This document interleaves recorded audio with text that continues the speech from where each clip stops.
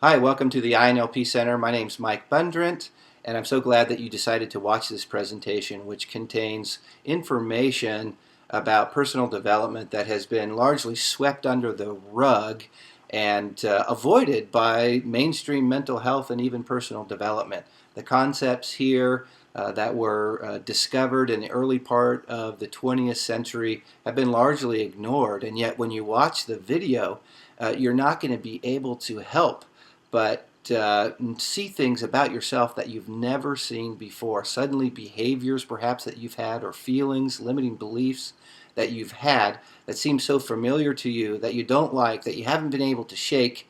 All of a sudden, you'll see them in a new light, and the way to move forward and make changes in your life will become clear. That's the experience of so many people. You wonder why everyone doesn't know this stuff, or why it's not being taught in the mainstream. So I'm thrilled to be able to make this presentation for you about psychological attachments. You're going to get so much out of it. In fact, it's so important to us that we have made the presentation you're about to watch, we've adapted it so that it is the first module, the very first module people learn in our NLP training courses. And I typically have my life coaching clients watch it as well, and it factors in pretty heavily to the work that we do together. So enjoy it. I'd have some note-taking devices available to you because you're going to want to try to see yourself in this presentation and find out the degree to which it does apply to you. So I'll join you again briefly at the end of the presentation, and we'll do a wrap-up. So here's what we're going to address today. How beliefs relate to personal empowerment and self-sabotage. How something called deeper psychological attachments maintain cycles of self-sabotage. And how to end the attachment cycle for greater personal freedom, choice, and success. So let's talk about beliefs. Your beliefs are your individual interpretation of what you see, hear, and feel in the world. The interesting thing about beliefs is that we often present them as if they were facts. Let's look at some differences here. Belief: rain ruins all the fun. Now there's 1,000 different ways you could interpret that fact. It's raining outside. One way is to conclude that raining ruins all the fun. A fact: my father moved away when I was 7. The interpretation of that could be, I must not be lovable since my father moved away. Again, there may be many, many different ways to interpret the fact that my father moved away when I was 7. I must not be lovable is one possible interpretation. We can't help but make interpretations. Emerson said, we're born believing. A man bears beliefs like a tree bears apples. It's a very natural thing to do. We make our interpretations of the world, often unconsciously. So let's talk about why beliefs are important. Well, you look at this picture and you say, I think all else being equal, I know what the best road to take is. Why would we ever take the wrong one? Why would you go through the storm if you don't have to? So often we make unconscious, or we unwittingly make choices that take us unnecessarily down the wrong road. And unconscious beliefs and the attachments that hold them in place have everything to do with why, all else being equal, we have two choices. We choose the one that brings us the most grief. That's why the material that we're presenting here today is so important. So this is Scott. By the way, Scott's a fictitious person, although his story and all the stories we're going to tell today are based on real-life examples. Scott's the guy whose father left when he was 7. He believes that his father left because he's unlovable. Now, as an adult, Scott wants to get married and start a family of his own. But he doesn't think he's lovable. In fact, he continues on with his life. He's not reaching out to try to find that special someone. And if he does find someone, he believes that she will abandon him like he was abandoned when he was a child. When he does start to get close to someone new, he gets a feeling of dread in the pit of his stomach, and he breaks off the relationship, rejecting her before he gets hurt. Unconsciously, he thinks this is inevitable because deep down he carries that old belief that he's not lovable. So Scott's goal, he wants to fall in love, he wants to start a family and be happy. His limiting beliefs may be, I'm not lovable, I will be left, I don't deserve to be happy. Scott's limiting beliefs determine his perceived limitations, and the limiting beliefs so often win. With these beliefs, Scott's not going to think it's possible to have a real and lasting relationship. With this setup, Scott is going to sabotage his efforts to meet people.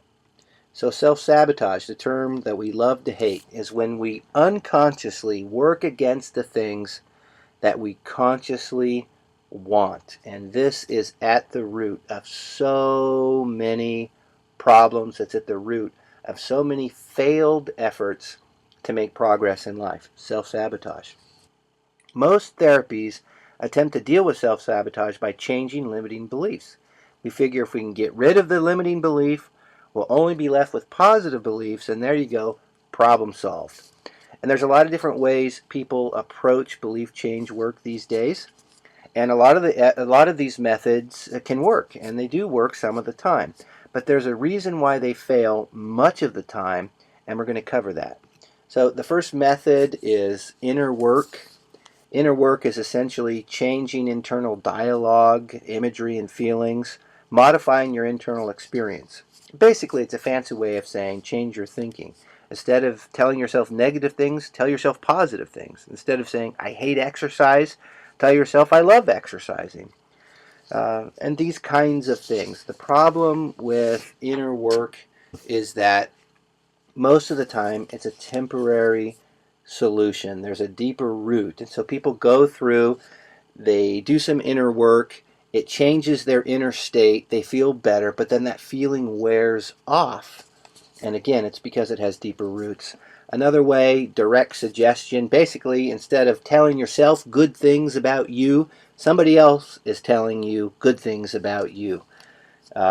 If you go into a therapist and say, I feel like such a worthless person, ultimately you're going to be told, you're not a worthless person, you're a great person. You're a real worthwhile person.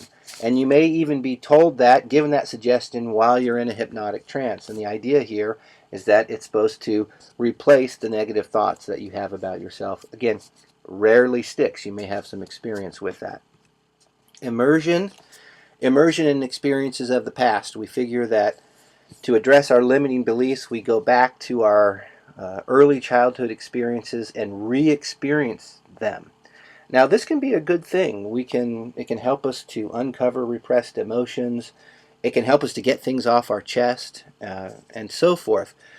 But just re-experiencing old experiences does not mean that the limiting beliefs are going to change. It doesn't mean that you're going to end self-sabotage because you went and re-experienced old experiences. Behaviorally, we attempt to address a lot of things behaviorally, just get ourselves to do something different, or provide behavioral evidence that our belief is wrong. So if I believe, I'm just a lazy person and I can't help it, then I might be instructed to go out and do a bunch of productive things and create evidence that I'm not lazy and therefore convince myself, and so on and so forth. And the problem with that is most often I can get myself to do it temporarily and feel okay, but I'm having to work against the negative belief in order to prove the negative belief is wrong. And again, most of the time it doesn't work. And the reason that most of these methods fail is that they're only addressing the stem and the leaves of the problem. And it's sort of like a weed. If you don't remove the root, but just the stem and the leaves, the weed grows right back. And that's the way it is with limiting beliefs. They just sprout right back up. And we have to address this deeper root of the problem. And this is where we get to psychological attachments. The attachments deep within our psyche are where these limiting beliefs, these negative behaviors and emotions are attached. And there's several different characteristics of attachments. They are, an attachment there when an attachment is there when a negative behavior or belief or emotion is consistent. When we anticipate it happening, we know it's going to happen again and again and again. It's sort of like, I know I'm going to be afraid when I go do this or that or the other thing, and we even fear the fear. We're just in full expectation that it's going to happen. They're developed in childhood. In a funny kind of way, we're attracted to them because they're familiar. In a funny kind of way, we're attached to them because it's what feels like home. We can't imagine who or what we would be without these negative behaviors and beliefs and sort of repeating these negative experiences in our life. And we may even find safety or a strange satisfaction in them, and they are deeply unconscious. If these kinds of characteristics are showing up in your life, if you have a negative behavior or belief or emotion or an experience in your life that keeps showing up again and again and again, it comes from an attachment. So I'm going to talk about the types of attachment. There's 3 types of attachments. There's an attachment to control, to deprivation, and to rejection.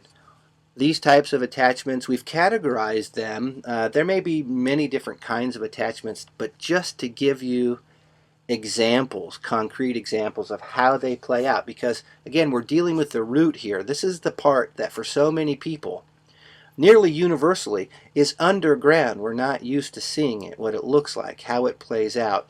And when you do see it, it makes so much sense. So let's take a look at what the control attachment looks like. Let's say you grew up with very controlling parents or an authority figure that you gave a lot of power to.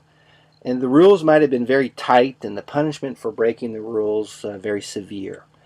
You lived in fear of breaking the rules, and when you did break them, you were hurt physically or emotionally. So, from very early on in life, you learned to expect to be controlled and even depend on it in order to keep yourself in line. You anticipated it, you made decisions knowing it would happen, and therefore you developed this attachment, this way of being in the world that was under the control of someone else. Now, you didn't like being controlled, you probably hated it. However, unconsciously you expected and depended on it. And as you leave childhood, you take your attachment to being controlled with you into the adult world. Again, you may hate it. You may even consider yourself a rebel or anti-authoritarian. You have authority issues. You don't like to be told what to do. Nevertheless, you have a knack for attracting controlling people. And you may have this pattern in your relationships where you're controlled, you fight back against the control, only to be controlled again. This is the nature of power struggles. And let's give you an example of how this can play out in a relationship between John and Mary. If you look at this slide, this probably explains enough. But let's look at the scenario. John and Mary, they have plans to go out to dinner with friends.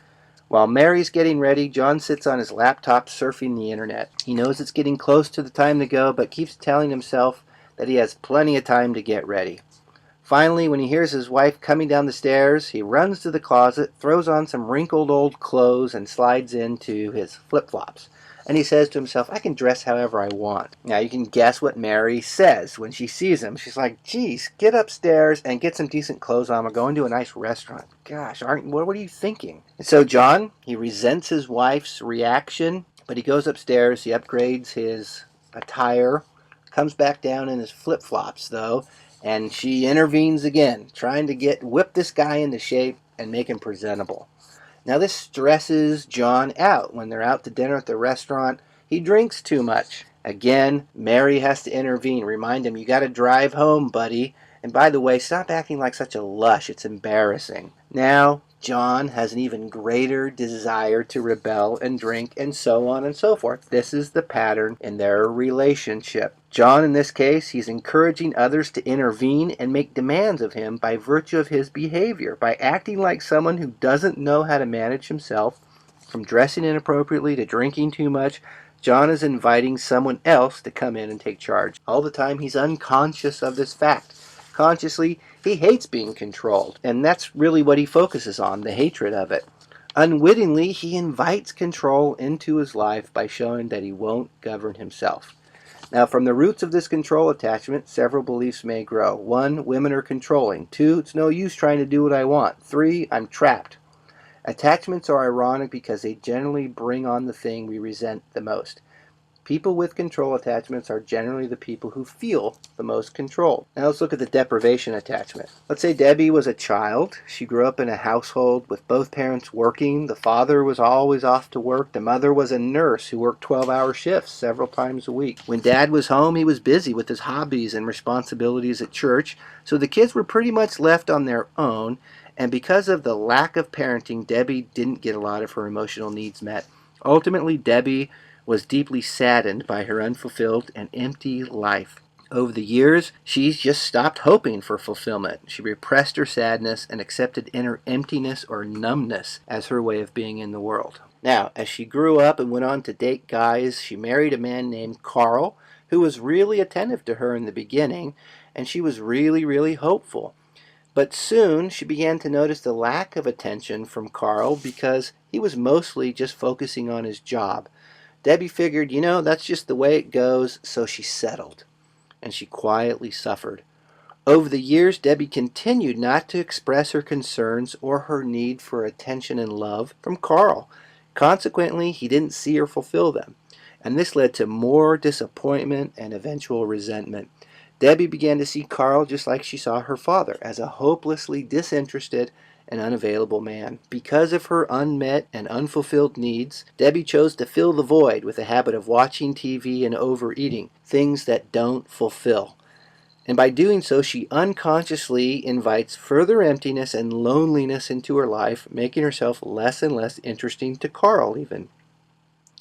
Now Debbie goes through her life making decisions that cause her to feel deprived, and she does it unconsciously. She's not connecting the dots. By choosing to be with a man she didn't know well and who is emotionally unavailable, by attempting to fill her void with food and TV, she remains chronically deprived. By not expressing her needs or making any demands of her husband, she unwittingly chooses this cycle of deprivation in her life. Of course, she doesn't realize what she's doing. She thinks she's doing the best she can under the circumstances, but her friends on the outside see the truth and they're frustrated with her because she won't take their advice to actually do something proactive and move her life in a more happy and fulfilling way. Now, you may wonder, someone actually has an attachment to feeling unfulfilled? They have an attachment to deprivation? It sounds like a very weird thing to say. It sounds twisted. The reality is, it's true. Debbie, if you look at the things she's doing, she's spending her life watching TV and overeating, maybe avoiding social situations, avoiding other people, not telling her husband what she needs, what she wants, making demands. These are all things that lead directly to feeling deprived. That's what she's doing. So she must have an attachment to it. And it makes sense because this is the world that Debbie grew up in. And she's recreating it now. It's like she has a part of her that's so familiar with emptiness and deprivation and being unfulfilled that she doesn't know to choose any other way. Or to choose a fulfilling life would seem like it's not her. And so she's attracted to the depriving way of being over and over again. And so having a tool or a strategy or a good diet to go on or a good way to connect with other people, having those tools and that knowledge and that awareness doesn't necessarily overcome the deeper attachment to being in the world the way she always has been. And that's the level that we're talking about here. Unless we deal with that deeper attachment and recognize it for what it is, we don't have a lot of hope for overcoming it. Now, from the roots of her attachment, she may experience limiting beliefs such as I can't expect others to satisfy my needs, I don't matter, men are jerks, and her behaviors are generally going to be away from expressing and fulfilling her needs, and that's the deprivation attachment. The rejection attachment, let's take a look. A boy, Timmy, grows up being bullied by his older brother, Frank. Everything Timmy does, Frank either makes fun of or puts him down for. Frank tells Timmy he's stupid or he's overly critical when he tries to accomplish something. It would seem like Timmy would just stay away from his older brother, but he looks up to him, and he wants Frank's approval, so he just keeps trying. Timmy gives Frank a lot of power, and for that gets beaten down time after time, year after year. As a result, even though Timmy hates criticism, unconsciously he's come to expect it. It's the world he lives in. In fact, It's a requirement for Timmy to endure criticism if he's going to relate with Frank.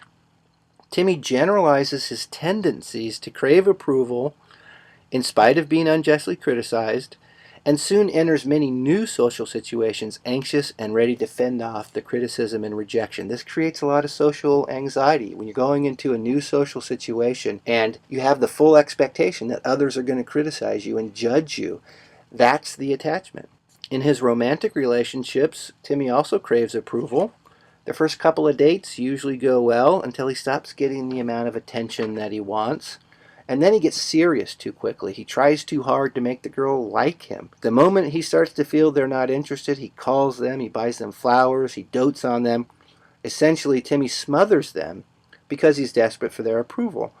And so he ends up pushing them away and feeling rejected, unwittingly getting exactly what he hates the most. He can't understand why women don't want him because he's such a nice guy, but that's exactly what he's getting. He's getting rejected. Now, because of this rejection attachment, his self-confidence is low, and his limiting belief is that he's not good enough to deserve a nice woman, and he doesn't get it. His want is to be approved of and loved, but unfortunately he's not aware of his attachment to rejection, so he keeps trying too hard to please people who don't appreciate or value him, only to feel ostracized.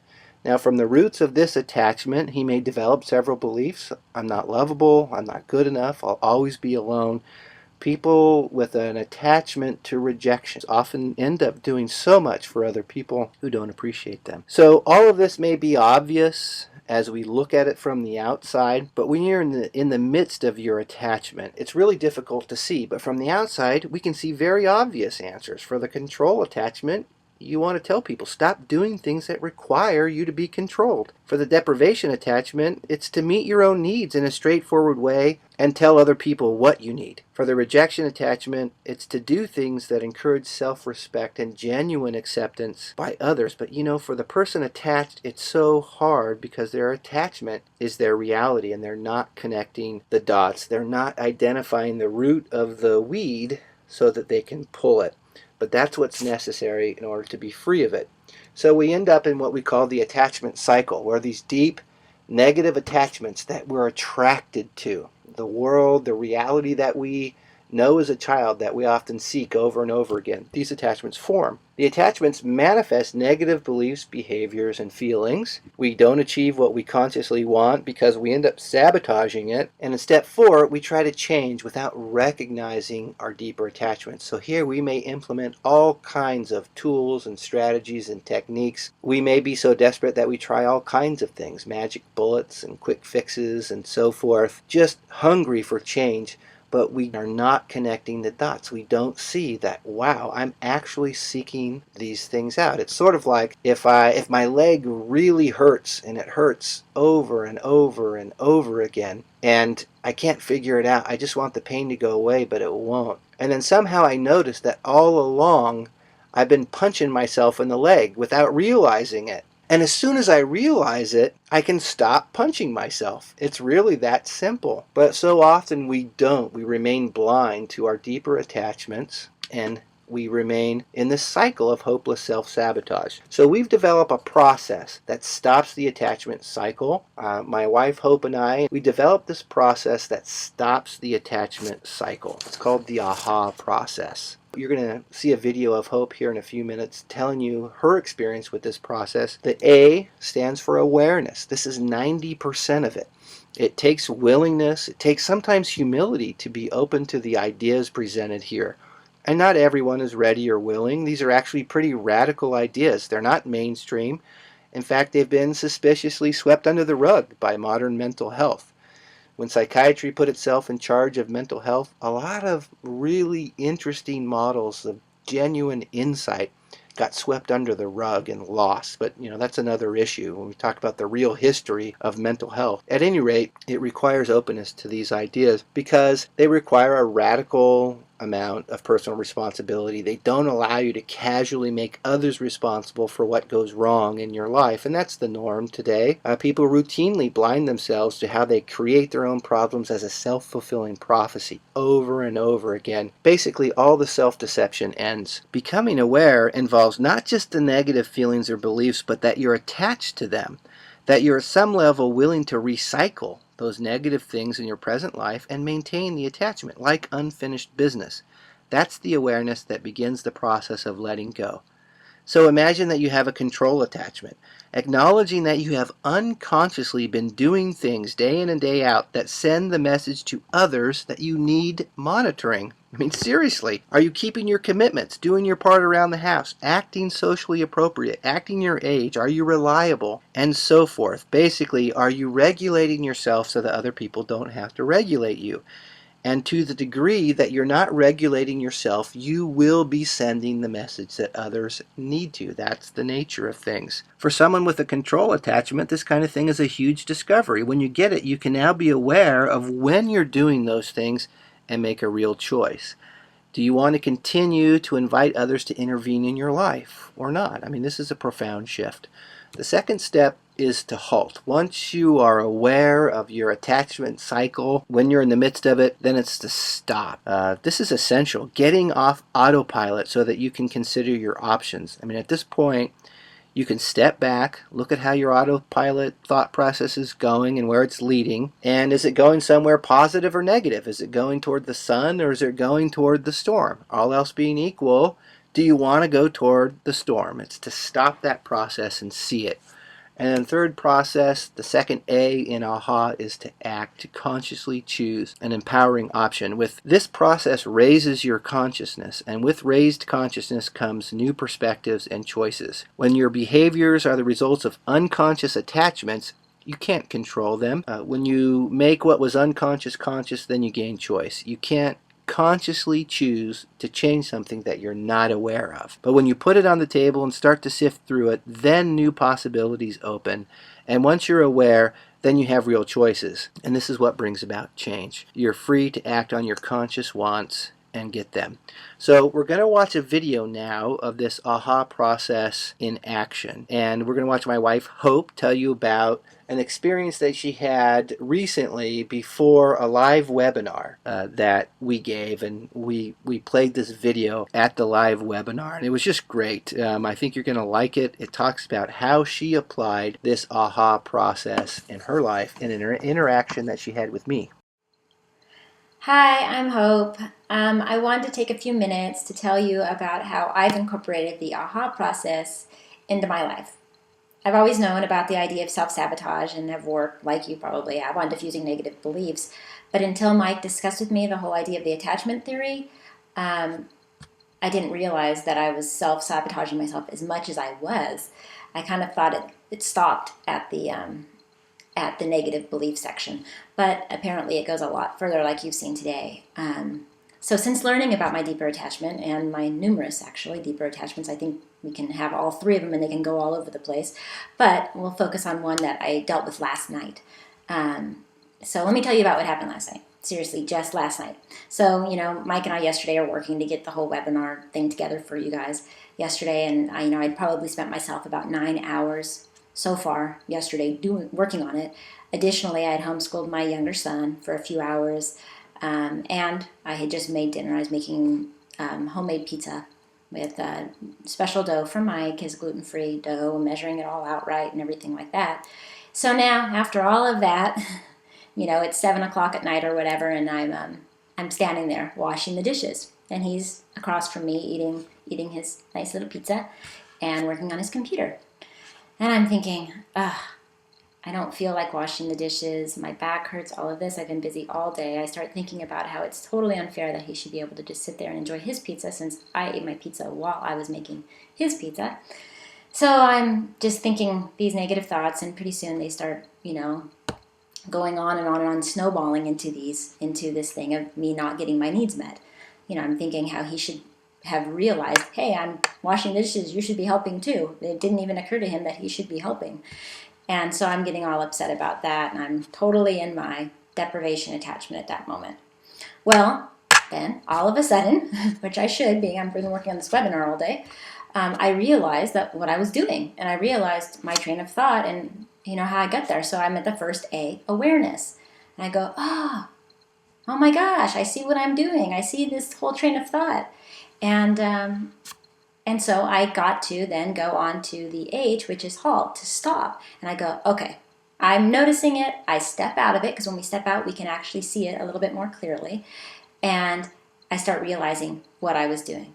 I was going from, how I was feeling inside about what I was having to do and putting it on him and start thinking that he's not going to meet my needs, that I can't even ask him because he should technically know what I need, which is not really fair of anybody. And so I went into this whole thing of how I wasn't going to get my needs met. And so I went ahead, I looked at it, I saw it for what it was.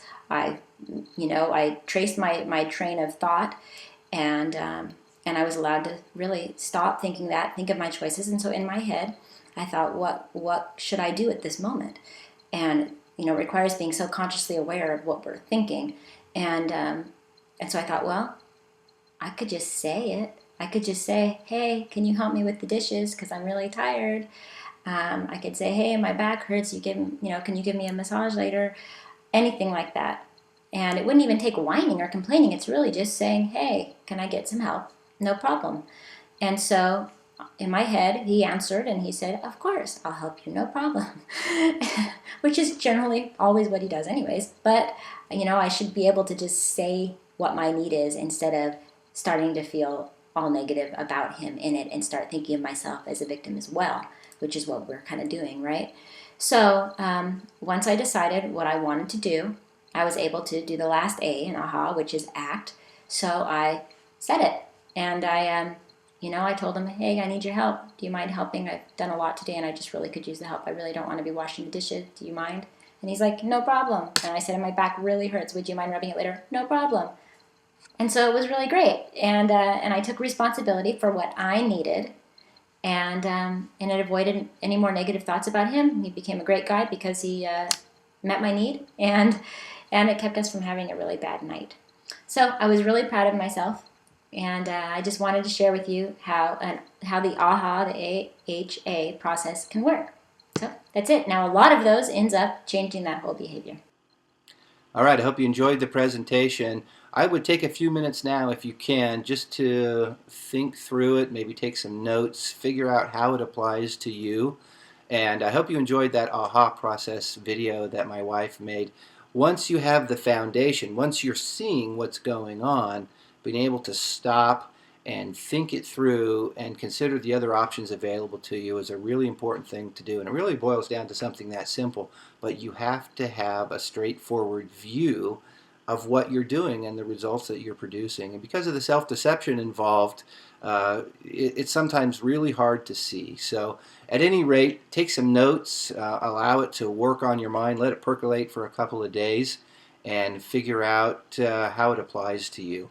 Now, if you're interested, or if you have questions for me about how it applies to you, or if you want some feedback, or you want to do some coaching around this, because you think letting go of some of these deeper attachments would make a difference in your life, and it really will, then fill out the form below. There's an inquiry form below. You put your name and phone number, email address in it, and that will come directly to my email. I'll contact you and we'll make an appointment to talk for a few minutes. I'd be happy to address your questions and tell you about the kind of coaching that I do to help people release their attachments. So I look forward to hearing from you if that's what your interest is. If not, you've got a lot to think about either way. So enjoy.